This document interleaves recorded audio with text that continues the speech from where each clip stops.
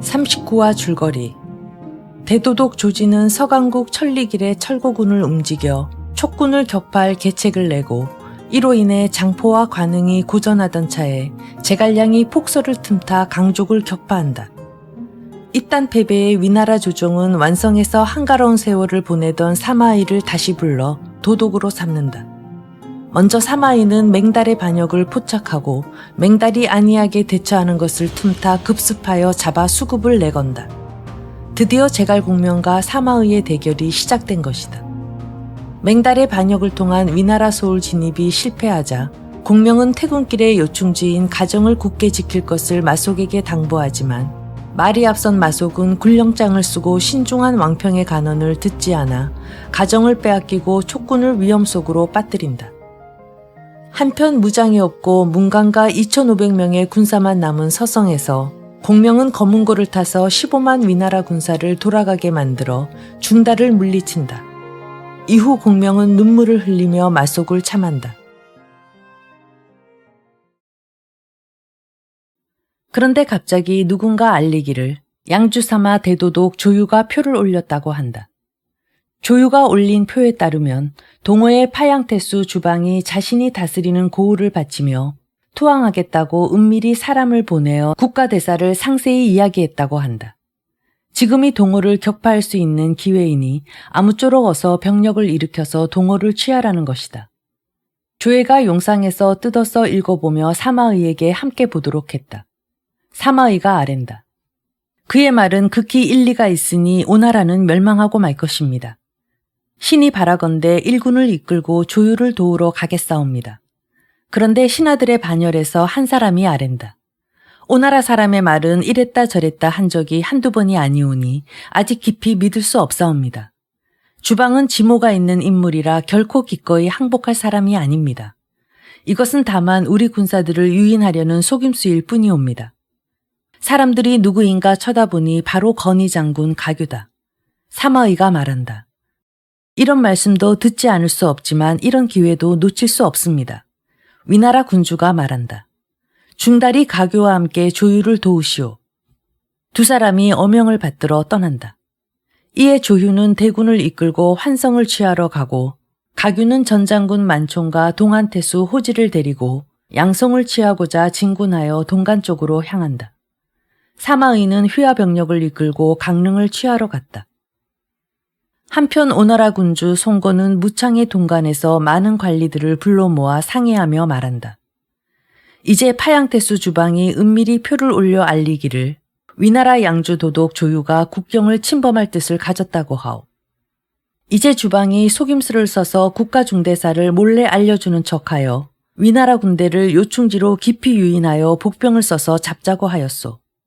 이제 위나라 군대가 새 방면으로 진군해 오는데 경들의 고견은 어떠하오? 고흥이 진언한다. 이러한 대임은 육손이 아니면 맡을 수 없습니다. 송건이 크게 기뻐하며 육손을 불러 보국대장군 평북도원수로 봉하여 어린 군의 대병력을 통수하고 왕사를 대리 집행하도록 하였다. 그에게 전군 지휘권의 상징인 백모와 황호를 주며 문무백관으로 하여금 모두 그의 지휘를 따르게 하였다. 송건이 친히 육손에게 채찍을 집어준다. 육손이 어명을 받들고 성은에 감사드린 뒤 곧 두 사람을 좌우도독으로 추천하여 병력을 나누어 세계 방면으로 위나라 군사를 맡겠다고 하였다. 송건이 그들이 누구인지 묻자 육손이 말한다. 분이 장군 주한, 타남 장군 전종 두 사람이 보좌할 만하옵니다. 송건이 이를 따라 즉시 주한을 좌도독으로, 전종을 우도독으로 임명하였다. 이에 육손이 강남 81주와 형호 지역의 70여만 대군을 총지휘하며 주한을 좌측에 전종을 우측에 두고 육손 스스로 중앙에 위치하여 세계 방면으로 진군한다. 주한이 계책을 바친다. 조유는 임금의 친척이라 자리를 맡은 것이지 그는 결코 지혜롭거나 용맹한 장수가 아닙니다. 이제 그가 주방의 게임에 빠져 우리의 중지로 깊이 침입하니 원수께서 출병하여 공격하신다면 조유는 틀림없이 패전할 것입니다. 그가 패전 후에 틀림없이 두 방면의 길로 달아날 터인데 좌측은 협석이요 우측은 개차입니다. 이 두 갈래 길은 모두 외진산 속의 좁은 길이고 몹시 험준합니다. 바라옵건대 제가 전종과 더불어 제각기 군사를 이끌고 산속 험준한 곳에 매복해 먼저 뗄나무와 큰 돌들로 그 길을 막는다면 조유를 잡을 수 있습니다. 조유를 잡게 되면 곧 계속 진격해 손바닥에 침 뱉듯이 손쉽게 수춘을 점령함으로써 허도와 낙양도 노릴 수 있는 만년에 한 번 올 기회입니다. 육손이 말한다. 이것은 좋은 계책이 아니오. 내 나름대로 묘책이 있어. 이에 주안이 불평을 품고 물러갔다. 육손이 제갈근 등에게 강릉을 굳게 지키게 해 사마의를 막도록 명하였다. 각 방면의 군사들이 제각각 출동을 완료하였다. 한편 조유의 군사들이 환성으로 오자 주방이 맞이하러 나와서 곧바로 조유의 막사를 찾아간다. 조유가 묻는다. 근자의 조카의 서신을 받았는데 국가의 칠사를 이야기한 것이 매우 이치에 맞아 천자께 상주하였소.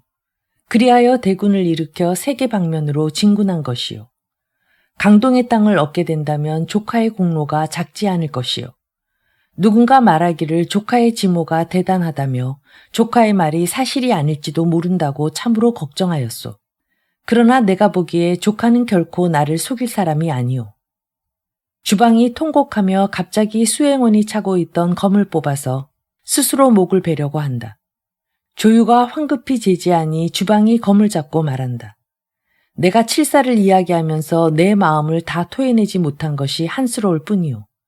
이제 도리어 의심을 받다니 오나라 사람이 방간지기를 쓰는 것이 틀림없소. 그들의 말을 듣는다면 나는 죽게 되고 말 것이고 나의 중심은 하늘만이 알아주실 것이오. 말을 마치더니 다시 자살하려 한다. 조유가 크게 놀라 황망히 잡아당겨 멈추며 말한다. 내가 희롱삼아 말한 것뿐이오. 조카께서 무슨 까닭에 이러시오. 이에 주방이 검으로 머리털을 싹둑 잘라 바닥에 던지며 말한다. 내가 충심으로 공을 믿고 의지했는데 공이 나를 희롱하니 나는 부모께서 물려주신 머리털을 잘라 내 마음을 보여주고 싶소. 이에 조유가 그를 깊이 신임해 연회를 열어 대접한다. 술자리가 파하자 주방이 작별 인사를 올리고 떠난다. 그런데 누군가 건의 장군 가규가 찾아온 것을 알리니 조유가 불러들여 묻는다. 그대는 무슨 일로 왔소? 제 생각에 동호의 병력은 모두 환성에 주둔해 있을 것입니다. 도독께서는 가볍게 진격하지 마시고 제가 양쪽에서 협공하기를 기다리셔야 적병을 격파할 수 있습니다. 조유가 화를 내며 말한다. 그대가 내 공을 가로챌 셈이요. 또한 듣자니 주방이 머리털을 잘라 맹세했다던데 이것은 속임수입니다. 옛날에 오나라 자객 요리가 자신의 팔을 잘라서 속인 뒤 왕자 경기를 암살하려 했습니다. 주방도 아직 깊이 믿어서는 안 됩니다. 조유가 크게 노해 말한다. 내가 이제 출병하려는데 그대가 어찌 이런 말로 우리의 군심을 어지럽히는가. 좌우 사람들에게 소리쳐 그를 끌어내 참하라고 한다. 장수들이 고한다. 아직 진병하기 전인데 대장을 먼저 참한다면 우리 군에 불리합니다. 일단 잠시 처형을 면해 주십시오. 조유가 이를 따라 가규를 영체에 남겨두어 지시를 따르게 하고 직접 일군을 이끌고 동간을 점령하러 온다. 이때 주방은 가규가 병권을 빼앗긴 것을 전해 듣고 마음속으로 기뻐했다. 조유가 가규의 말을 받아들였다면 동호가 패전하게 됐을 것이다. 하늘이 나로 하여금 공을 이루게 하는구나. 즉시 사람을 몰래 환성으로 보내어 육손에게 알렸다. 육손이 장수들을 불러 굴령을 듣게 한다. 앞쪽의 석정은 비록 산길이지만 매복할 만하오. 먼저 석정의 넓은 곳을 점령하여 전투 진영을 갖춘 뒤 위나라군을 기다려야 할 것이오. 곧 서성에게 선봉을 맡겨 병력을 이끌고 전진하도록 했다. 한편 조유는 주방에게 명하여 병력을 이끌고 전진하도록 했다. 가면서 조유가 묻는다. 앞으로 가면 어디요? 주방이 말한다. 앞쪽은 석정이라는 곳인데 병력을 주둔할 만한 곳입니다. 조유가 이 말을 따라 대군을 인솔해 수레와 병장기 등을 가지고 모두 석정에 주둔하게 했다. 다음 날 정찰병이 알리기를 앞쪽에 동호 병력이 얼마나 많은지 모르겠는데 산호기를 가로막고 있다고 한다. 조유가 크게 놀라 말한다. 주방이 아무 병력도 없을 것이라 했거늘 어찌 저들이 이렇게 준비했다는 것인가. 급히 주방을 찾아서 묻게 하니 누군가 알리기를 주방이 수십인을 이끌고 어디론가 갔다고 한다. 조유가 크게 뉘우치며 말한다. 내가 적의 계략에 빠졌구나. 그러나 비록 이렇다 하더라도 아직 두려워할 일은 아니다. 곧 대장 장보를 선봉장으로 삼아 병력 수천을 이끌고 오나라 병력과 교전하러 가도록 했다. 양쪽 진영이 전투 대형을 갖추자 장보가 말을 타고 나와 꾸짖으며 말한다. 적장은 어서 항복하라. 서성이 말을 몰고 나와 맞이한다. 몇 탑 싸우지 않아 장보가 맞서지 못해 말머리를 돌리고 병력을 고도 돌아가 조유에게 서성의 용맹을 당해낼 수 없다라고 이야기한다. 조유가 말한다. 내가 기습으로써 저들을 이겨야겠소. 곧 장보에게 명하여 군사 2만을 이끌고 석정의 남쪽에 매복하게 한다. 또한 설교에게 명하여 군사 2만을 이끌고 석정의 북쪽에 매복하게 했다. 조유가 말한다. 내가 내일 직접 군사 1천을 거느리고 싸움을 걸어서 거짓으로 패하는 척 달아나 북쪽 산 앞으로 적병을 유인하겠소. 포를 쏘므로 신호할 테니 세계 방면에서 협공한다면 틀림없이 대승을 거둘 것이요. 두 장수가 계책을 받아 각각 군사 2만을 이끌고 저녁까지 매복하러 떠났다. 한편 육손이 주왕과 전종을 불러 분부한다. 그대 두 사람은 각각 3만 군사를 이끌고 석정의 산길을 따라 조유의 영체 배후를 습격해 불을 질러 신호하시오. 내 직접 대군을 이끌고 중앙으로 진군한다면 조유를 잡을 수 있을 것이오. 그날 황혼 무렵에 두 장수가 계책을 따라 병력을 이끌고 나아간다. 이경 무렵 주안이 1군을 이끌고 위나라 영체 배후를 습격해 장보의 복병과 마주쳤다. 장보가 오나라 군사가 오는 줄 모르고 물어보러 오다가 주안의 한 칼에 베어서 말 아래 구른다. 위나라 군사가 달아나자 주안이 뒤따르는 군사들에게 명하여 불을 지르게 했다. 전종도 1군을 이끌고 위나라 영체 배후를 치다가 바로 설교의 군진 안으로 돌진해 한바탕 크게 무찌른다. 설교가 패주하고 위나라군이 크게 꺾여 본진으로 달아났다. 후면에서 주왕과 전종이 두 개 방면으로 달려드니 조유의 영체 안에서 큰 혼란이 일어나 서로 치고받는다. 조유가 황급히 말에 올라타 협속으로 통하는 길로 달아났다. 서성이 많은 군마를 이끌고 큰 길을 따라 달려온다. 위나라 병사 가운데 죽은 이를 헤아릴 수 없고 목숨을 구해 달아나는 이들은 모두 갑옷을 벗고 달아났다. 조유가 크게 놀라 협속으로 가는 길로 있는 힘을 다해 달아났다. 그런데 갑자기 한 무리 군사가 좁은 길에서 튀어나오는데 선두대장은 바로 가규다. 조유가 당황한 가운데 조금 안심하고 부끄러워서 말한다. 내가 공의 말씀을 듣지 않다가 결국 이처럼 패하고 말았구려. 도독께서는 어서 이 길을 빠져나가십시오. 오나라 군사들이 나무와 돌로써 길을 끊고 막는다면 우리 모두 위급합니다. 이에 조유가 말을 몰아가고 가규가 후미를 엄호한다. 나무들이 우거지고 험준한 좁은 길에 가규가 깃발을 잔뜩 세워 의병으로 삼았다. 이윽고 서성이 뒤쫓아와 보니 산비탈 아래 깃발들이 언뜻 보여 아무래도 복병이 있을까 의심해 감히 더 뒤쫓지 못하고 병력을 거둬 돌아갔다. 이로써 가규가 조유를 구출했다. 사마의도 조유가 패전한 것을 전해 듣고 병력을 이끌고 퇴각했다. 한편 육손은 승전보만 기다리는데 잠깐 사이에 서성, 주안, 전종이 모두 온다. 노획한 수레, 소와 말, 나귀와 노새, 군수물자와 무기 따위를 이루 헤아릴 수 없고 항복한 적병도 수만을 넘는다. 육손이 크게 기뻐하며 즉시 태수주방과 장수들을 데리고 군사를 거둬 동호로 돌아갔다. 오나라 군주 송건이 문무관료들에게 명하여 무창성을 나가 영접하게 하고 황제가 쓰는 어계를 주어 육손에게 쉬어 들어오게 했다. 장수들 모두 승진시키고 포상했다. 송건이 주방의 머리털이 잘려 없어진 것을 보고 위로한다. 경이 머리털을 잘라 대사를 이루다니 그 공명으로 역사서에 이름을 남길 것이요. 즉시 주방을 관내우로 봉하고 연회를 크게 베풀어 군사들을 위로하고 경하하였다. 연회가 한창일 때 육손이 송곤에게 상주한다. 이제 조유가 대패하여 위나라군의 간담이 깨어졌습니다. 국서를 써서 사자를 서촌으로 들여보내어 제갈량으로 하여금 진군하여 위나라를 공격하게 하옵소서. 송곤이 그 말을 따라 곧 사자를 보내어 국서를 지니고 서촌으로 들어가도록 하였다. 제78장 공명이 다시 표를 올리다. 한편 촉한 건흥 6년 가을 위나라 도독 조유가 동호의 육손에게 석정에서 대파되고 수레와 마필, 군수물자와 병기 따위를 모조리 잃었다. 조유가 분하고 부끄러움에 화가 치밀어 근심이 쌓이더니 결국 병이나 낙양에 도착해 등에 종기가 나서 사망했다. 위나라 군주 조예가 칙령을 내려 그를 후하게 장사 지내게 했다. 사마의가 병력을 이끌고 돌아오니 장수들이 맞아들여 묻는다. 조도독께서 패전한 것은 곧 원수의 책임이거늘 무슨 까닭으로 급하게 돌아오셨습니까? 내가 보건대 제갈량이 아군의 패전을 안다면 반드시 그 틈을 노려 장안을 공격하러 올 것이오.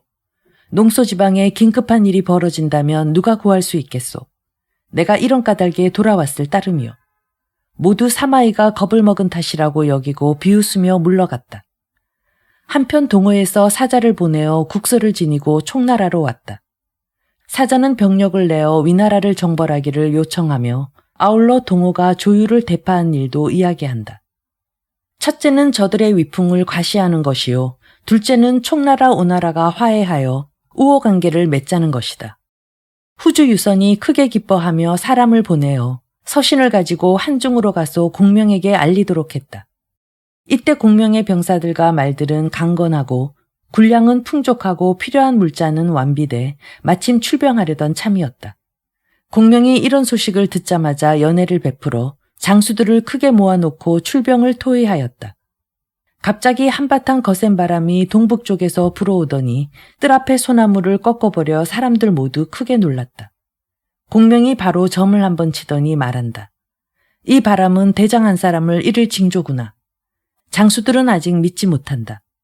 한창 술을 마시고 있는데 갑자기 누군가 알리기를 진남 장군 조은의 장남 조통과 차남 조강이 찾아왔다고 한다.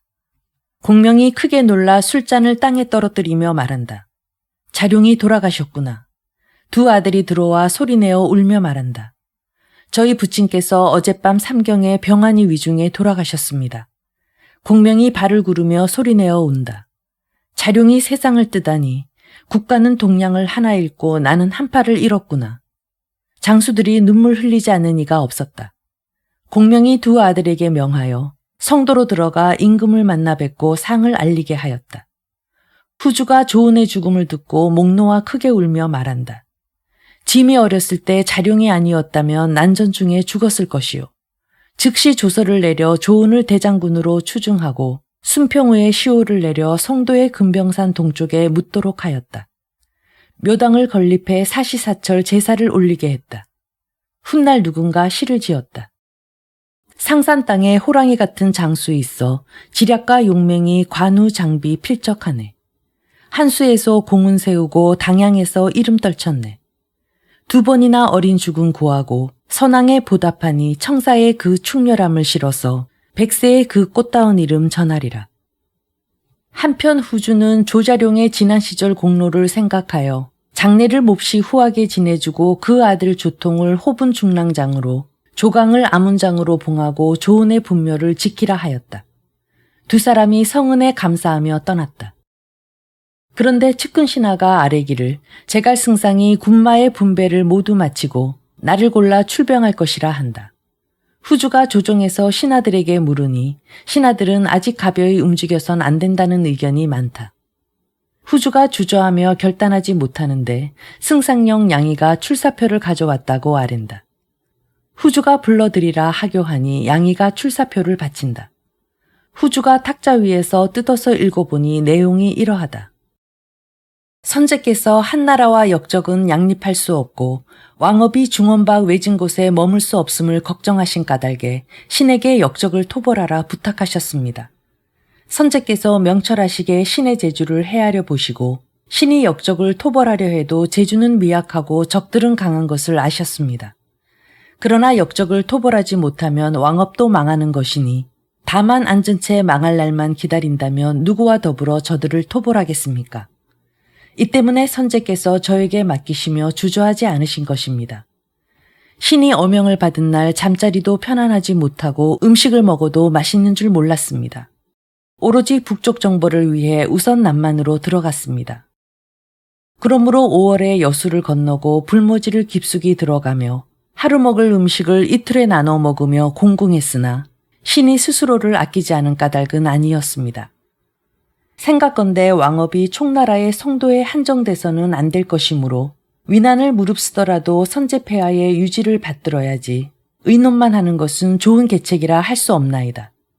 이제 적도들은 서쪽에서 지치고 동쪽에서도 힘들어 병법에서 이르기를 그 틈을 노려야 할 것이니 이때야말로 서둘러 진격해야 할 때이옵니다. 이에 삼가 다음과 같이 아래옵니다. 고조 황제께서는 해와 달과 같이 밝고 모신들은 지략이 몹시 깊었으나 위험을 겪고 상처를 입어서 위기에 처한 뒤에야 비로소 편안할 수 있었사옵니다. 이제 폐하께서는 고조 황제에 미치지 못하시고 신하들은 장량과 진평과 같지 않은데도 장구한 계책으로 승리를 거두려 하면서도 가만히 앉은 채 천하를 평정하겠다니 이것이 신이 아직 이해할 수 없는 첫 번째 사안이옵니다. 동안 말기 유효와 왕랑이 각주를 점거하고 있었지만 안정을 의논하고 계책을 말하면서 어지럽게 성인 말씀을 인용하며 세월을 허송하니 갖가지 어려움이 마음속에 가득 차게 되고 온갖 어려움에 가슴이 답답해졌습니다. 올해 싸우지 않고 내년에도 정벌에 나서지 않으며 세월을 보내다가 손책으로 하여금 편안히 세력을 키우고 결국 강동을 병탄하게 만든 것입니다. 이것이 신이 이해할 수 없는 두 번째 사안이옵니다. 조조는 지략에서 사람들을 크게 뛰어넘고 그 용병은 손자와 오자를 방불했습니다. 그러나 남양에서 포위되고 오소에서 위험을 겪고 기연에서 위기에 처하고 여양에서 핍박받고 북산에서 참패를 당하고 동간에서 거의 죽을 뻔한 뒤에야 한때 겉으로나마 천하를 평정할 수 있었사옵니다.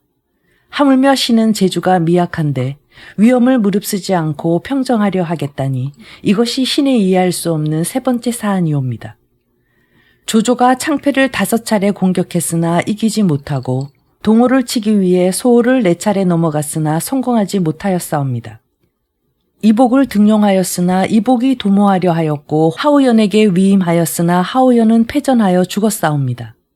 선제께서도 늘 조조를 유능하다고 칭찬하셨으나 그런 조조도 이렇게 실수를 했사옵니다. 하물며 신은 노둔하고 재능이 떨어지거늘 어찌 반드시 이긴다고 하겠사옵니까? 이것이 신이 이해할 수 없는 네 번째 사안이옵니다. 신이 한중 땅으로 온 이래 겨우 한 해가 지났을 뿐이옵니다.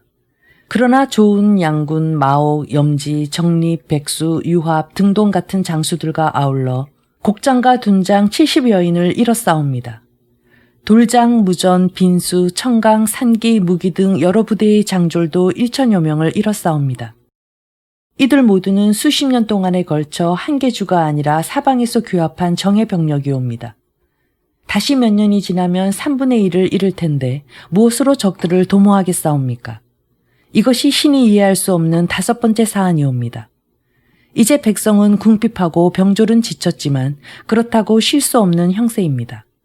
쉴 수 없을 뿐 아니라 머물러 지키는 것과 싸우러 나가는 것은 소모되는 인력과 재화가 마찬가지입니다.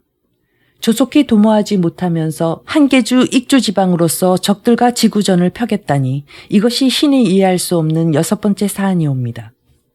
무릇 천하의 일이란 헤아리기 어려운 것이옵니다. 지난날 선제께서 촛당에서 패군하셨습니다. 이런 일을 당하였을 때 조조는 손뼉을 치며 천하가 이미 평정된 듯이 말했습니다. 그러나 뒤에 선제께서 동쪽으로 동호와 연결하고 서쪽으로 파촉을 취하여 병력을 일으켜 북쪽을 정벌하여 하우연의 수급을 베었습니다. 이것은 조조의 실책이니 한나라를 중흥시키는 대사가 곧 이뤄질 듯 하였습니다. 그러나 뒤에 오나라가 맹약을 어겨 간우가 패전하고 자기에서 실패하니 조비가 황제를 칭하였습니다. 물은 모든 일이 이와 같으니 예측하기 어렵사옵니다. 신은 삼가 온몸을 바쳐 일하며 죽음에 이르렀어야 멈출 것이옵니다. 그러나 일의 성패와 순조로움과 곤란은 신이 능히 명확하게 예견할 수 있는 것은 아니옵니다. 후주가 읽고 나서 몹시 기뻐하며 즉시 칙령을 내려 공명에게 출병을 명한다. 공명이 어명을 받들어 30만 대군을 일으켜 위원에게 선봉 부대를 총지휘하게 하고 곧장 진창에 기러기로 가도록 하였다. 재빨리 세작이 보고를 올리러 낙양으로 들어갔다. 사마이가 상주하여 위나라 군주에 알리니 문무관료를 크게 불러 모아 상의한다. 대장군 조진이 신하들의 반열에서 나와서 상주한다. 신이 예전에 농서를 수비했으나 공은 미약하고 죄는 큰지라 황공한 마음을 어쩌지 못하겠습니다. 이제 바라옵건대 대군을 이끌고 제갈량을 잡으러 가고 싶사옵니다. 신이 근자에 대장 한 사람을 얻었는데 그는 60근 대도를 쓰고 하루에 천리를 달리는 서역의 명마를 타고 2석짜리 철퇴궁을 잡아당기며 유성추 3개를 숨겼다가 던지는데 백발백중이옵니다. 1만 명의 사나이도 당하지 못할 용맹을 가졌사옵니다. 그는 바로 농소적도 출신으로 성은 왕이요 이름은 쌍, 자는 자전이라 하옵니다. 신은 이 사람을 선봉으로 청거하옵니다. 조회가 크게 기뻐하며 곧 왕상을 정가기로 불러올린다. 그를 바라보니 신장이 구척이요 얼굴은 검고 눈동자는 누런데 공 같은 허리요 범 같은 등을 가졌다. 조회가 웃으며 말한다. 짐이 이런 대장을 얻다니 이제 무엇이 걱정이겠소. 곧 비단 점포와 황금 갑옷을 화사해 호위 장군 전부 대선봉으로 봉하였다. 조진은 대도독이 되었다.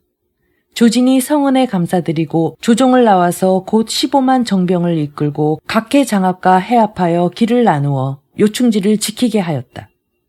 한편 촉병 전초 부대가 진창을 정찰한 뒤 공명에게 돌아가 알린다. 진창 기러기에 이미 성 하나를 쌓았고 성 안에는 학소라는 장수가 지키고 있사온데 해자는 깊고 보루는 높으며 녹각을 곳곳에 놓아 10분 방어하고 있사옵니다. 이 성은 버려두고 태병령을 따라 기산으로 나가는 것이 편하겠습니다. 공명이 말한다. 진창 바로 북쪽이 가정이니 반드시 이 성을 점령해야 비로소 진병할 수 있소. 위원에게 명하여 병력을 이끌고 성 아래에 이르러 사방으로 공격하게 하였다. 날마다 공격해도 깨뜨리지 못하여 위원이 되돌아가 공명에게 진창성을 격파하기 어렵다고 고한다. 공명이 크게 노하여 위원을 참하려는데 막사 안에서 한 사람이 고한다. 제가 비록 재주 없으나 승상을 단연간 수행하며 여태 보답하지 못했습니다. 바라옵건대 진창성 안으로 들어가 학소에게 귀순을 설득할 터이오니 활을 당겨 화살 한 발 쏠 필요가 없사옵니다. 사람들이 누군가 보니 그는 바로 군대 편제를 맡고 있는 은상이다. 공명이 말한다. 그대가 무슨 말로 설득하겠소? 학소는 저와 같은 농소 사람으로 어려서부터 사귐이 있었습니다. 제가 이제 저곳으로 가서 이해 득실로서 설득하면 틀림없이 귀순하러 올 것입니다. 공명이 즉시 가라고 명하였다. 은상이 말을 몰아 곧바로 성문 아래에 이르러 외친다. 학소의 옛 친구 은상이 찾아왔소. 성의 사람이 학소에게 알린다. 학소가 성문을 열어 들어오게 하니 성을 올라가 만난다. 학소가 묻는다. 그대는 무슨 일로 이곳을 오셨소? 나는 지금 서쪽 공명 마카에서 군사 업무를 보좌 하는데 상빈으로 대우받고 있소. 특별히 내게 명하여 공을 찾아뵙게 했소.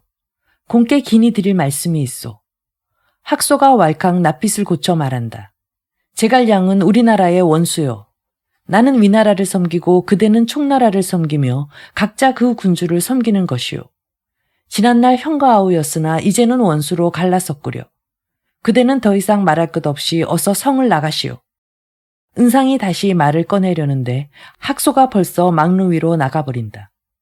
위나라 병사들이 은상에게 급히 말을 타라고 재촉하여 성 밖까지 쫓겨나왔다. 은상이 고개 들려 바라보니 학소가 가슴을 보호하는 나무방패에 기대어 선 것이 보인다. 은상이 말을 멈춰 세워 채찍으로 가리키며 말한다. 동생은 어찌 이리 인정이 없는가? 학소가 말한다. 위나라 법도를 형도 아실 것이요. 내가 나라의 은혜를 입어 다만 죽음으로써 갚을 뿐이요.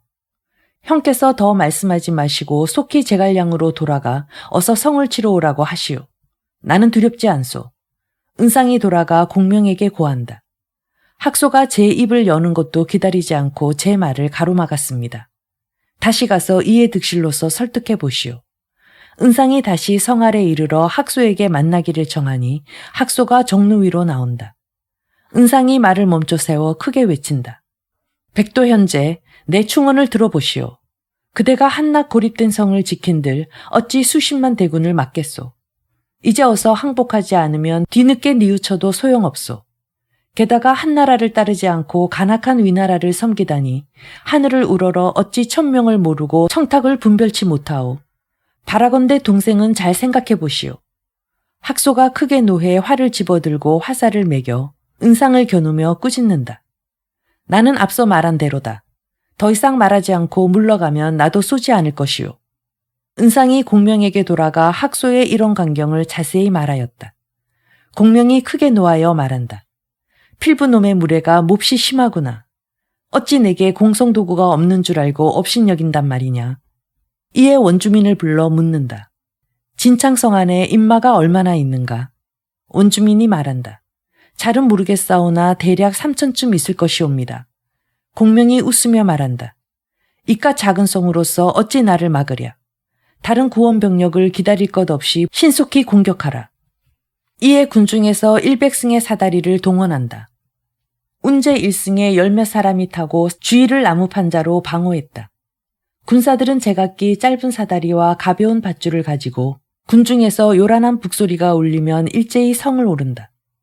촉병들이 사다리를 동원해 사방에서 몰려오는 것이 보이자 학소가 즉시 영을 내려 3천 군사가 제각기 불화살을 들고 사면에 나눠선다. 사다리가 성벽에 접근하기를 기다려 일제히 불화살을 쏜다. 다음날 다시 사방에서 북을 두드리고 함성을 지르며 진격한다. 학소가 급히 명령해 돌을 운반해 구멍을 뚫어 칡밧줄로 묶은 뒤 휘둘러서 수레를 때리니 모두 부딪혀 부서진다.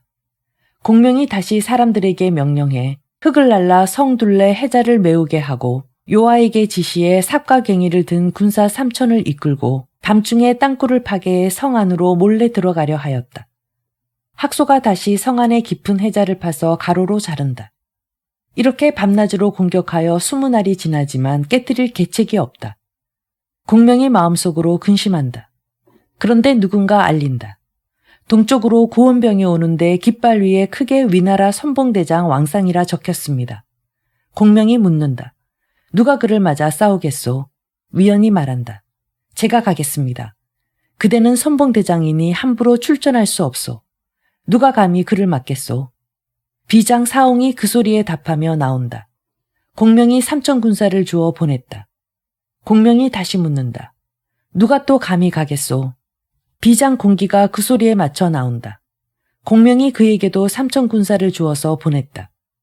성 안의 학소가 병력을 이끌고 출격할까 염려해 공명이 인마를 20리 물려서 영체를 세웠다.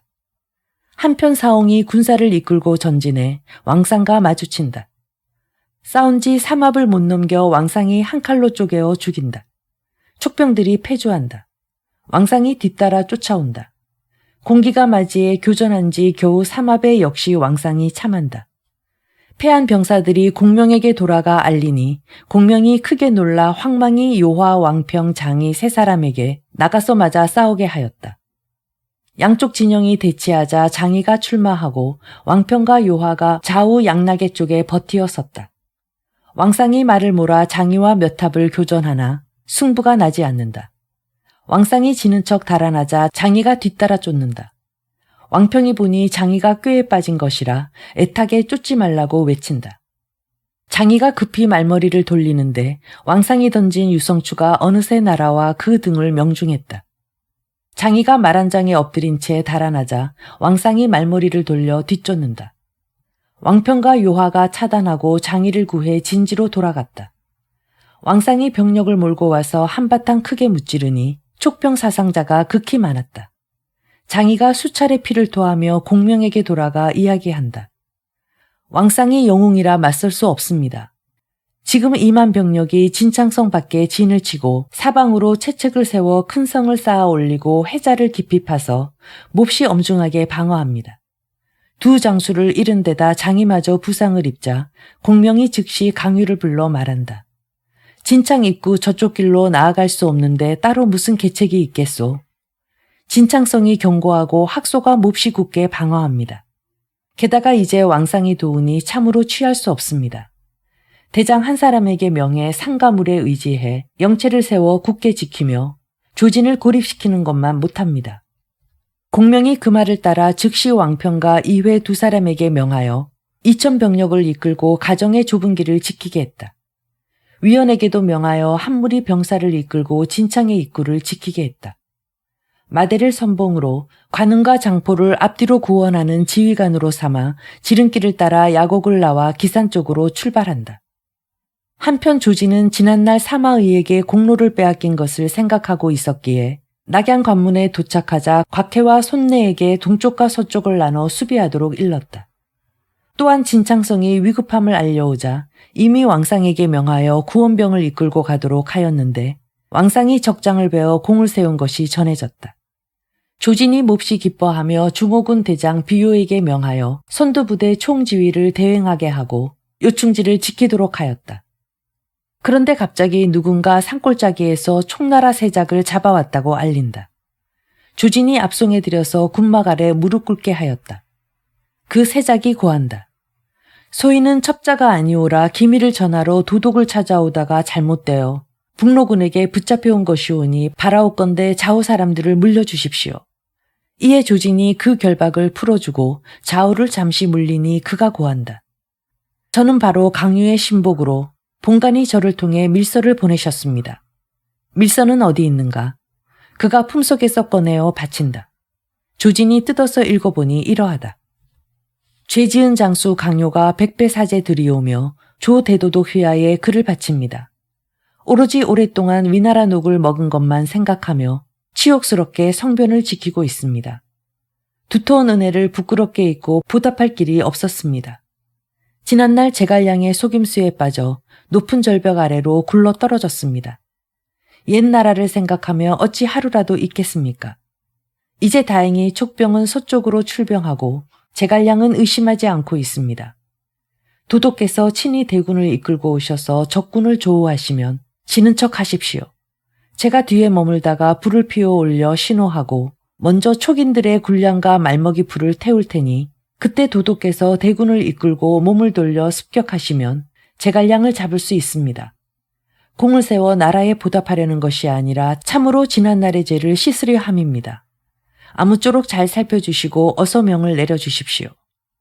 조진이 읽고 나서 크게 기뻐하며 말한다. 이것은 하늘이 나로 하여금 공을 이루게 하심이라. 찾아온 일을 크게 포상하고 곧 돌아가 보고하게 하며 기일을 맞춰 회합하기로 하였다. 조진이 비요를 불러 상의하였다. 이제 강유가 몰래 밀서를 바치며 나에게 이렇게 저렇게 하라고 했소. 제갈량은 모략이 많고 강유도 지략이 많습니다. 혹시 제갈량이 시킨 것이어서 그 속임수에 빠질까봐 두렵습니다. 그는 본래 위나라 사람이었으나 부득이하게 총나라에 투항한 것이거늘 어찌 또 의심하겠소. 도독께서 가벼이 진군하지 마시옵고 다만 본체를 지키고 계십시오. 제가 바라건대 일군을 이끌고 강유와 접응할 터이니 공을 이룬다면 도독의 공이 돌아올 것입니다. 관계에 빠지면 제 스스로 책임지겠습니다. 조진이 크게 기뻐하며 곧 비요에게 명하여 병력 5만을 이끌고 야곡 쪽으로 진군하도록 하였다. 두세정을 가서 군마를 멈춰 세우고 사람을 시켜 정탐하게 한다. 그날 신시 무렵 돌아와 보고한다. 야곡으로 가는 길로 촉병이 오고 있습니다. 비요가 황급히 진군할 것을 재촉하였다. 촉병이 미처 교전하기도 전에 달아나니 비요가 병사들에게 추격을 명한다. 촉병이 다시 와서 막 대진하려는데 촉병이 또 퇴각한다. 이렇게 세 차례 되풀이한다. 다음날 신시까지 이어지니 위나라 군사들이 하루 동안 밤낮으로 쉴 엄두를 못 내며 오로지 촉병의 공격을 두려워한다. 비로소 군사들이 자리 잡고 밥을 하려는데 후련히 사방에서 함성이 요란하고 북소리 피리소리 일제히 울리며 촉병들이 상가들을 뒤덮으며 몰려온다. 촉병들이 일제히 옆으로 비켜서며 사륜거가 나오는데 공명이 그 위에 반드시 앉아있다. 사람을 시켜 위나라 주장을 불러 대답할 것을 청한다. 비요가 말을 몰아 나오더니 멀리 공명이 보이자 마음속으로 몰래 기뻐하고 좌우 사람들을 돌아보며 말한다. 촉병들이 공격해오면 바로 후퇴에 달아나라. 산 뒤에서 불길이 치솟으면 몸을 돌려 공격하라. 나도 병력을 거느리고 돕겠다. 분부를 마치고 비요가 말을 타고 나와 호통친다. 지난날의 패장이 지금 어찌 또 왔느냐. 공명이 말한다. 너는 가서 조진을 불러 직접 대답하게 하라. 비호가 욕한다. 조 도독은 금지 오겹이시거늘 어찌 기꺼이 너 따위 역적과 만나시겠느냐. 공명이 크게 노하여 깃털 부채를 한번 흔들자 왼쪽에서 마대가, 오른쪽에서 장의가, 양쪽에서 이끄는 병력이 출격해 나온다. 위병들이 바로 퇴각한다. 30리를 못 가서 멀리 바라보니 촉병들 배후에서 불길이 치솟고 함성이 끊이지 않는다. 양쪽에서 군사들이 몰려 나오는데 왼쪽은 관흥이요 오른쪽은 장포다.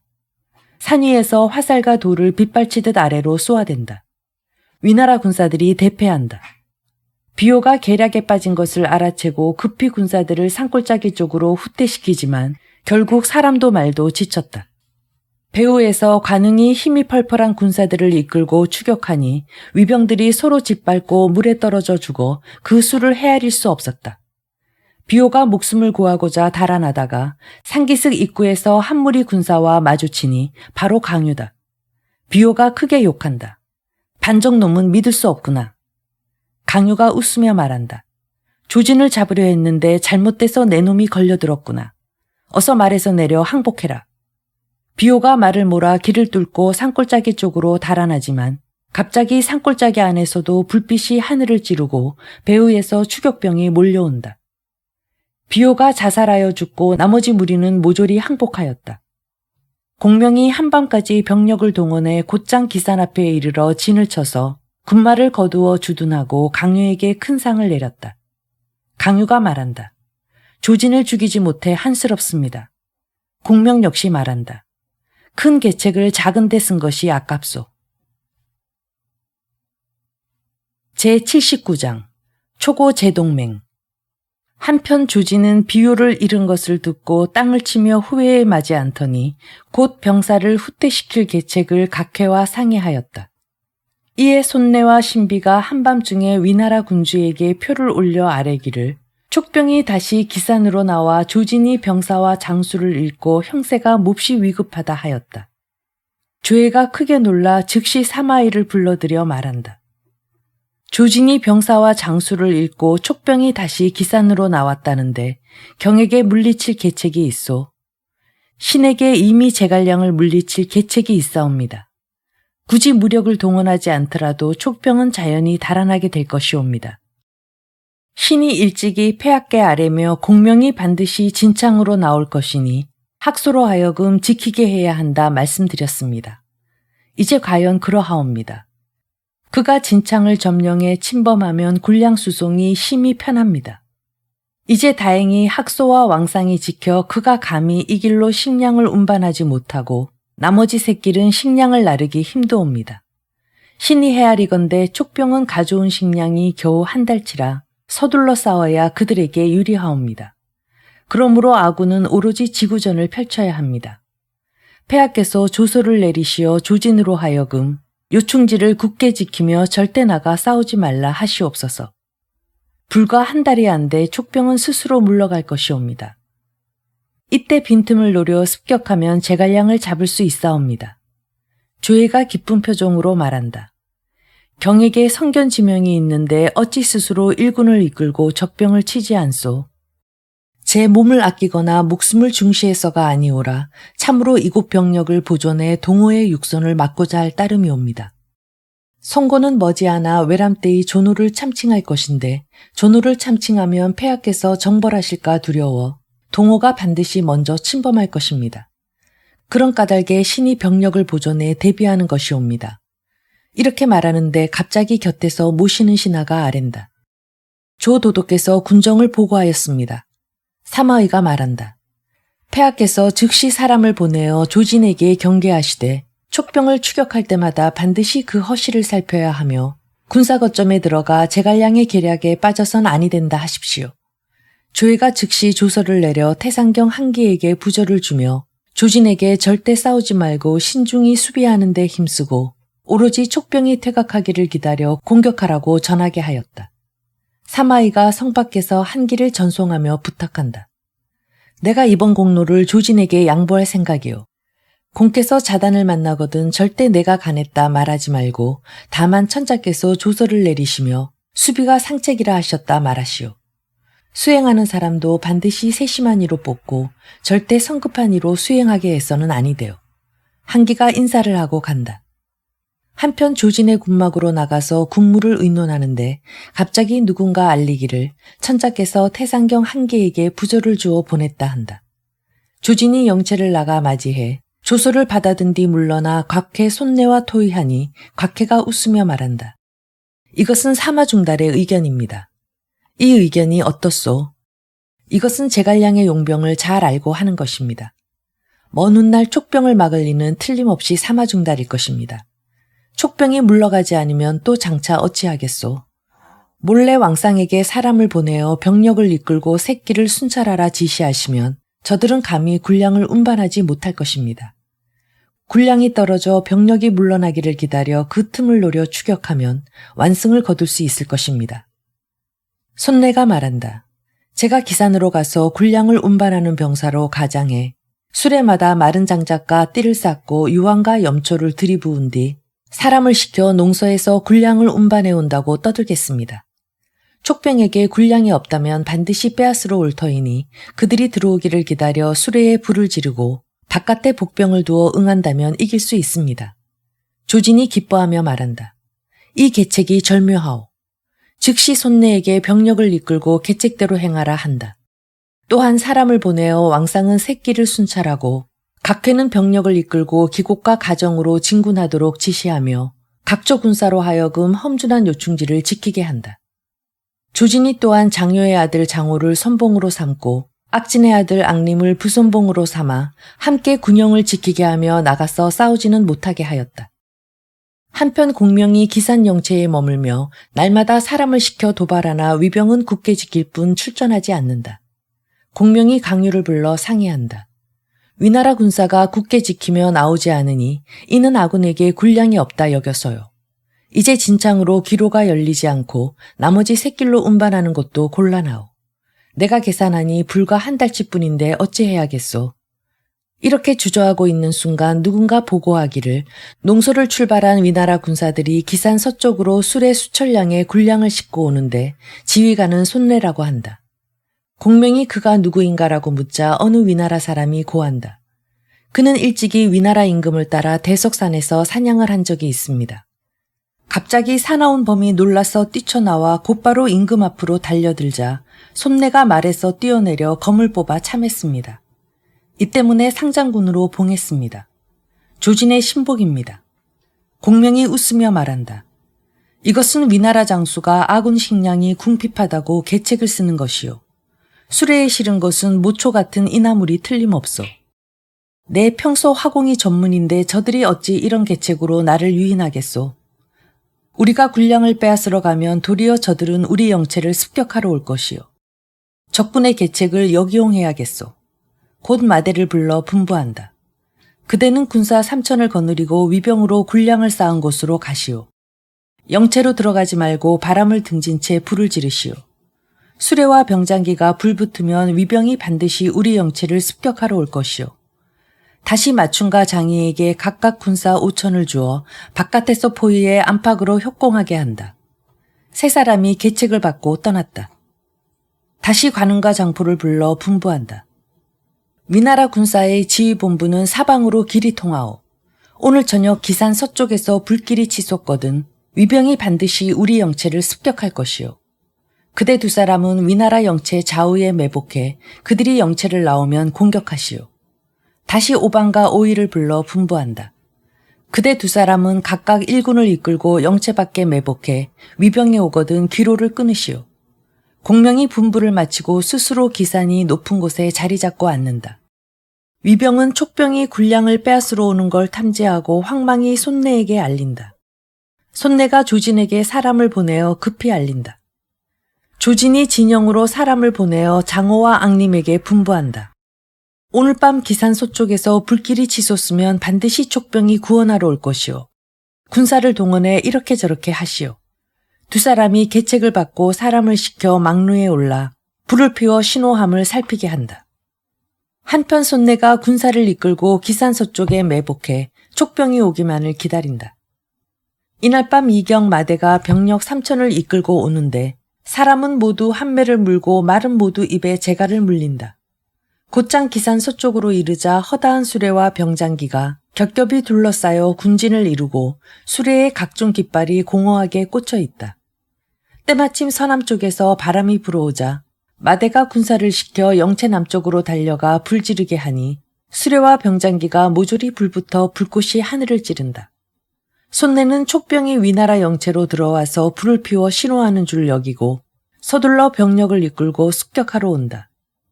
그런데 배후에서 북가피리 소리 하늘을 울리며 양쪽에서 병사가 몰려오는데 바로 마춘과 장의의 병력이다. 이들이 위병을 에워싸니 손내가 크게 놀란다. 다시 위나라 군중에서 함성이 일며 한 무리 군사가 불빛 속에서 달려온다. 바로 마대의 군사다. 안팎으로 협공하니 위병이 대패하였다. 불길이 맹렬하고 바람이 거세니 사람과 말이 어지러이 달아나다 죽으니가 무수하였다.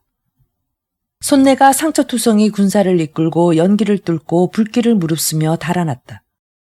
한편 장호는 영체 안에 머물다 멀리 불빛이 하늘을 찌르자 영체문을 활짝 열고 앙림과 더불어 인마를 모조리 이끌고 총나라 영체로 달려오지만 영체 안에는 아무도 보이지 않는다. 이에 급히 군사를 거두어 돌아가려는데 오방과 오이가 양쪽에서 군사를 이끌고 몰려나와 기로를 차단한다. 장호와 앙림 두 장수가 황급히 두터운 포위를 뚫고 나와 본진으로 돌아오지만 토성 위에서 화살이 메뚜기 떼처럼 쏟아진다. 알고 보니 관음과 장포가 영체를 벌써 습격했다. 위나라군이 대패해 모두 조진의 영체로 달아나 들어가려는데 한 무리 패잔병 무리가 몰려온다. 바로 손내가 이끄는 군사다. 결국 함께 영체로 들어가 조진을 만나 제각기 계략에 빠진 것을 이야기한다. 조진이 이를 듣고 본진을 신중히 지키며 역시 출전하지 않는다. 촉병이 승리를 거두고 돌아가 공명을 만났다. 공명이 은밀히 사람을 보내어 위원에게 계책을 주는 한편 영체를 뜯어내고 모두 떠나라 지시한다. 양이가 말한다. 이제 이미 대승을 거두어 위병의 얘기를 모두 꺾었거늘 무슨 까닭으로 도리어 병력을 거두십니까? 아군은 군량이 없으니 싸움을 서둘러야 유리하오. 이제 저들이 굳게 지키며 출전하지 않아 내게 병이 생길 지경이오. 저들이 이제 잠시 패전했다지만 중원은 반드시 증강할 것이오. 저들이 경기병으로 식량 수송로를 습격하면 돌아가려 해도 불가능하오. 이제 위병이 패전해 감히 촉병을 똑바로 쳐다보지 못하니 적군이 예상하지 못하게 행동하여 이 틈에 퇴각해야겠소. 다만 걱정은 위원이 이끄는 일군이 진창 길목에서 왕상을 막고 있어 급히 빠져나오기 어렵소. 내 이미 사람을 보내어 왕상을 죽일 비밀 계책을 전해 위병이 감히 추격하지 못하게 만들고 후방 부대를 먼저 가게 하였소. 이날 밤 공명이 북가징을 영체에 남겨두어 징을 두드리며 야간 순찰을 돌게 했다. 하룻밤 사이에 군사가 모두 퇴각하고 영체는 텅 비었다. 한편 조진이 영체 안에 머물며 근심에 빠져 있는데 누군가 알리기를 좌장군 장압이 병력을 이끌고 왔다 한다. 장압이 말에서 내려 군막 안으로 들어와 조진에게 말한다. 제가 성지를 받들고 특별히 도독의 작전 배치를 들으러 왔소. 중달을 만나고 오지 않았소. 중달이 분부하기를 아군이 승리하면 촉병은 절대 물러가지 않을 것이나 아군이 패전하면 촉병은 틀림없이 즉시 퇴각할 것이요 라고 했소. 이제 아군이 패전했는데 도독께서 사람을 보내어 촉병을 정탐하지 않으셨소. 아직이요. 이에 즉시 사람을 보내어 정탐하니 과연 영체가 텅 빈 채 다만 깃발 수십 개만 꽂혔는데 촉병이 떠난 지 이틀째다. 조진이 후회해 마지 않는다. 한편 위원이 밀계를 받고 이날 밤 이경 영체를 거두어 서둘러 한중으로 돌아간다. 재빨리 세작이 왕상에게 알리니 왕상이 군마를 크게 동원해 전력을 다해 추격한다. 20여리를 추격해 점점 따라잡아 위원의 깃발이 앞에 보이자 왕상이 크게 외친다. 위원아, 거기 서라. 촉병이 그래도 고개를 돌리지 않는다. 왕상이 말을 몰아 뒤쫓는데 뒤에서 위병이 크게 외친다. 성박 영체 안에서 불길이 치솟습니다. 적의 관계에 빠진 게 아닐까 두렵습니다.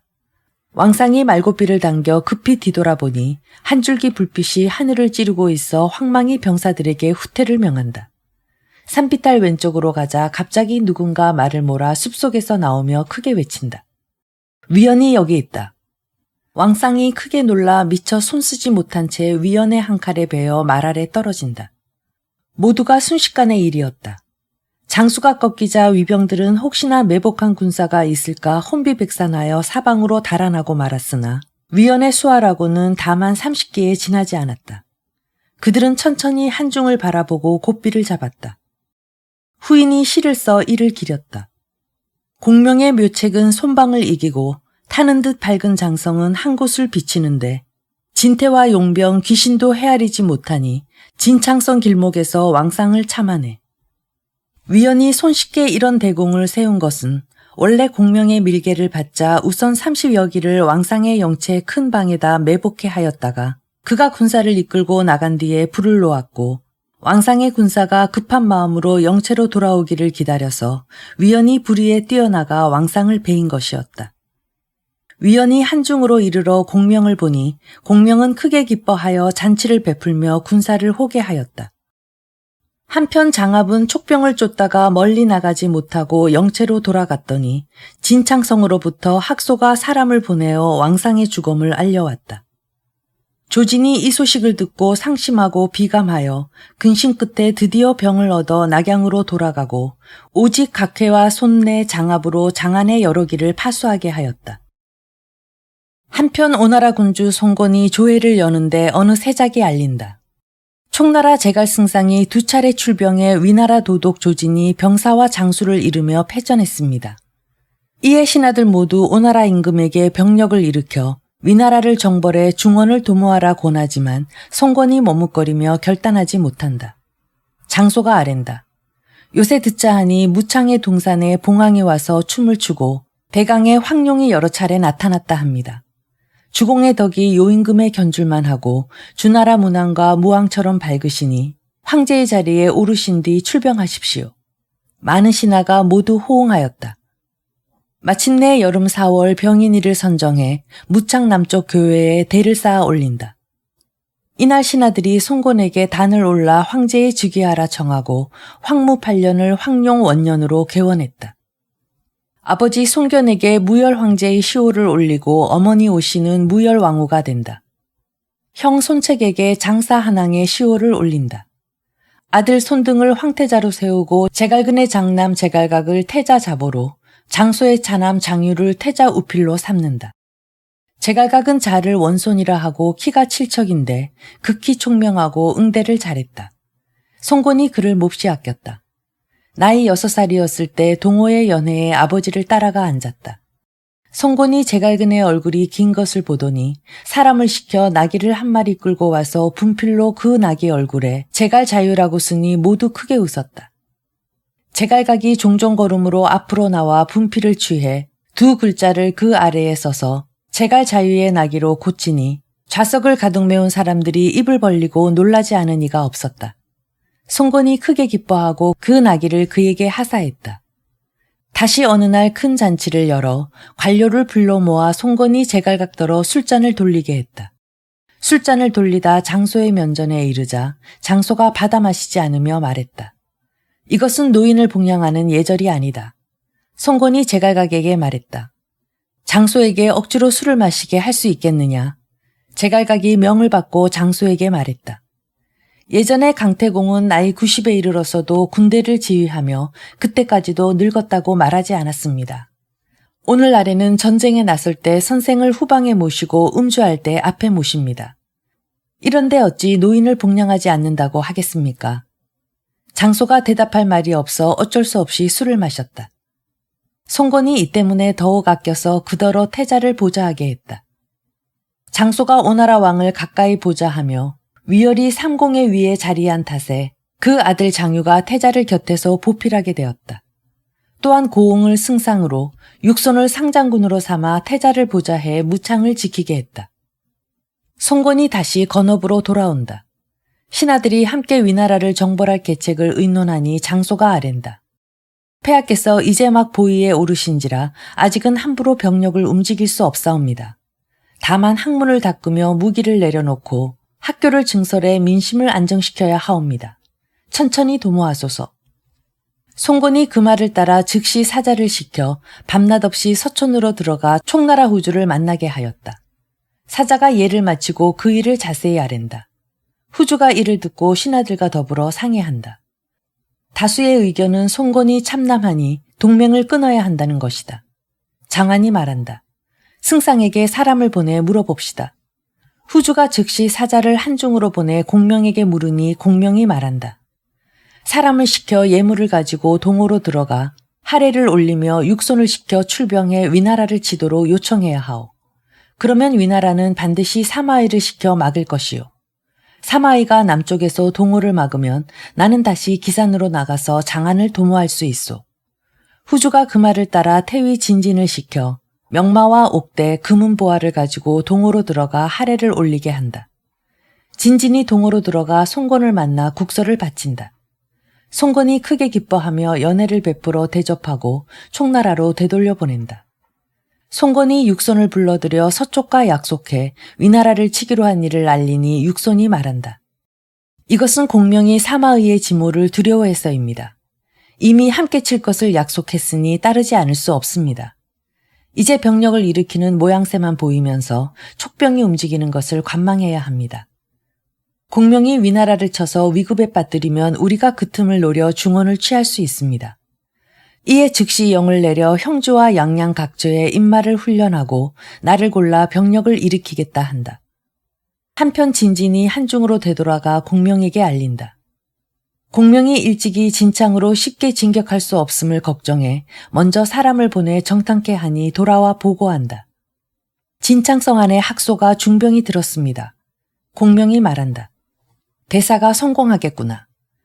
곧 위영과 강유를 불러 분부한다. 그대 두 사람은 병력 5천을 거느리고 한밤에 곧장 진창성 아래로 가서 불길이 치솟으면 힘을 합쳐 성을 치시오. 두 사람 모두 아직 깊이 믿지 못해 다시 와서 묻는다.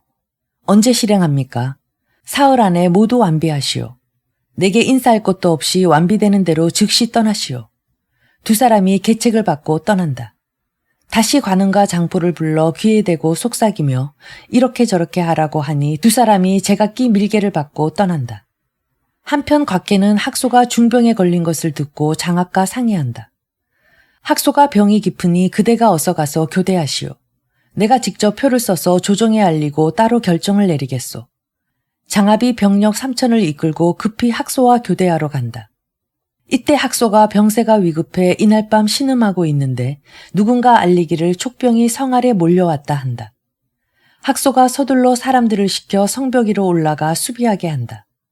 이때 성문마다 불길이 치솟으니 성 안이 큰 혼란에 빠진다. 학소가 이를 듣고 놀라서 죽는다. 촉병이 떼지어 성 안으로 몰려들었다. 한편 위영과 강유가 병력을 이끌고 진창성 아래 도착해보니 깃발도 하나 없고 타경하는 사람도 보이지 않는다. 두 사람이 놀라고 의심스러워 감히 성을 공격하지 못한다. 그런데 한 차례 포성이 울리며 사방에서 깃발들이 일제히 일어선다. 그런데 한 사람이 머리에 윤건을 쓰고 손에 깃털 부채를 들고 학창 도포를 입은 채 크게 외친다. 그대 두 사람이 늦었소. 두 사람이 바라보니 바로 공명이다. 두 사람이 황망히 말에서 내려 절을 올리며 땅에 엎드려 말한다.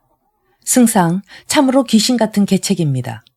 공명이 성으로 불러들여 두 사람에게 말한다. 나는 학소가 중병에 걸린 것을 알고 그대들에게 사흘 안에 병력을 이끌고 성을 점령하라 명했지만 이것은 진창성 안의 사람들을 방심시키기 위해서였소. 나는 관은과 장포를 시켜 군사를 뽑아 몰래 한중으로 나가게 했소. 나는 곧 군중에 숨어서 한밤에 길을 재촉해 성 아래로 달려가 저들에게 군사를 부릴 틈을 주지 않은 것이오. 내 일찍이 성 안에 새작을 두어 불을 지르고 고함을 질러 돕게 하니 위병이 몹시 놀라고 불안해했소. 군대에 주장이 없으니 저절로 혼란이 일어날 수밖에 없소. 내가 이 덕분에 취한 것이니 마치 손바닥 뒤집듯이 쉬웠소. 병법에 이르기를 예상치 못한 곳으로 나가고 준비하지 못한 곳을 공격하라 했으니 바로 이를 두고 한 말이오. 위영과 강유가 탐복한다. 공명이 학소의 죽음을 가엾게 여겨 그 처자식을 시켜 영구를 모시고 위나라로 돌아가 그 충심을 기리게 하였다. 공명이 위영과 강유에게 말한다. 그대 두 사람은 갑옷을 벗지 말고 병력을 이끌고 상간을 습격하러 가시오. 그곳 관문을 지키는 이들은 병력이 몰려온 것을 알면 틀림없이 놀라서 달아날 것이요. 조금이라도 늦으면 위병이 관문으로 올 것이니 공격하기 어려워지요. 위원과 강유가 명을 받고 병력을 이끌고 상간으로 달려갔다. 관문을 지키는 이들이 과연 모조리 달아난다. 두 사람이 관문 위로 올라가 갑옷을 벗으려는데 멀리 관문 밖으로 먼지 구름이 크게 일며 위병이 몰려온다. 두 사람이 서로 말한다. 승상의 귀신 같은 계산은 헤아릴 수 없소. 급히 막루를 올라 바라보니 위나라 장수 장압이다. 두 사람이 병력을 나눠 험한 길을 나눠 지킨다. 장압은 촉병이 길목을 수비하는 것을 보고 급히 영을 내려 군사를 물렸다. 위원이 뒤쫓아 한바탕 무찌르니 위나라 군사의 사망자가 무수하고 장압이 크게 져서 달아났다. 영체를 세운 뒤 공명이 사람들을 모아놓고 이야기한다. 내가 2번이나 기산을 나와 아직 성공하지 못했소. 이제 다시 이곳까지 왔으나 내가 헤아려 보건대 위나라 사람은 틀림없이 옛 싸움터에 의지해 아군에게 맞서려 할 것이요. 저들은 우리가 옹성과 미성 두 곳을 공격할까 의심해 병력을 동원해 막으려 할 것이 틀림없소. 내가 살펴보건대 무도와 은평은 한중과 붙어 있어 만약 이 두 곳을 얻으면 위나라 병력을 갈라놓을 수 있소. 누가 감히 점령하러 가겠소? 강유가 말한다. 제가 가겠습니다. 왕평도 말한다. 저도 가겠습니다. 공명이 크게 기뻐하며 곧 강유에게 1만 군사를 거느리고 무도를 공격하게 하고 왕평에게 1만을 거느리고 은평을 공격하게 했다. 두 사람이 계책을 받고 떠났다. 한편 장압은 장안으로 되돌아와 각해와 손내를 만나 이야기한다. 진창을 이미 잃고 학소도 이미 죽은 데다 상관마저 촉병이 점령했소. 이제 공명이 다시 기산으로 나와 길을 나눠 진군하고 있소. 각해가 크게 놀라 말한다. 그렇다면 틀림없이 옹성과 미성을 취할 것이요. 이에 장압을 남겨 장안을 지키게 하고 손내에게 옹성을 지키라 명한다. 각해 스스로 한밤에 미성으로 가서 방어하면서 표를 올려 낙양으로 돌아가 급히 고하게 한다. 한편 위나라 군주 조예가 조회를 열고 있는데 측근 신하가 아랜다. 진창성을 이미 잃고 학소도 이미 죽었습니다. 제갈량이 다시 기산으로 나오고 상간도 촉병이 빼앗았습니다. 조예가 크게 놀라는데 측근 신하는 만총 등이 표를 올렸다고 아뢰면서 이야기한다.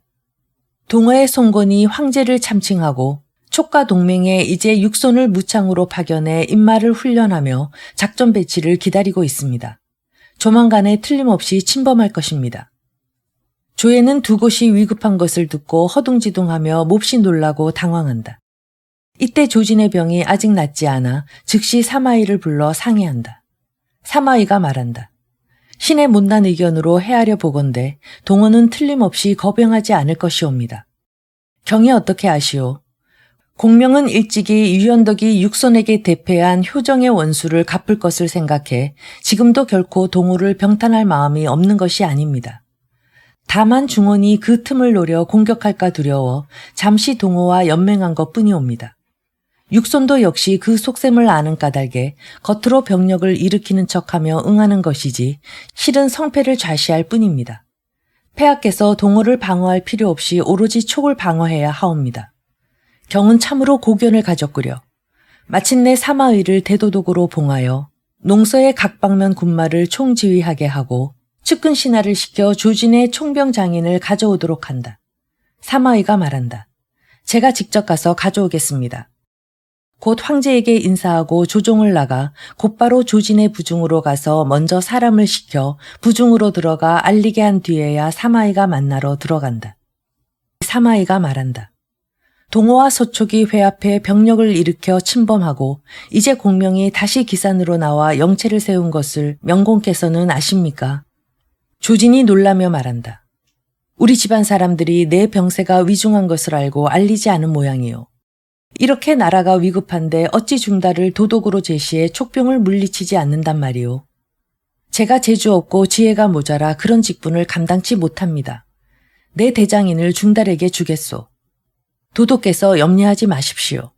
제가 한 팔의 힘이라도 보태겠으나 이 대장인은 감히 받을 수 없습니다. 조진이 벌떡 일어나며 말한다. 중달이 이 임무를 맡지 않으면 나라가 위급해지요. 내가 병을 무릅쓰고 천자를 아련해 그대를 추천하겠소. 천자께서 이미 은명을 내리셨으나 다만 제가 감히 받지 못했을 따름입니다. 조진이 크게 기뻐하며 말한다. 중달이 이제 이 직무를 맡는다니 촉병을 물리칠 수 있겠소. 사마이가 조진에게 두세 번 대장인을 사양하다가 결국 받은 뒤 위나라 군주에게 인사를 올리고 병력을 이끌고 장안으로 가서 공명과 결전하고자 하였다.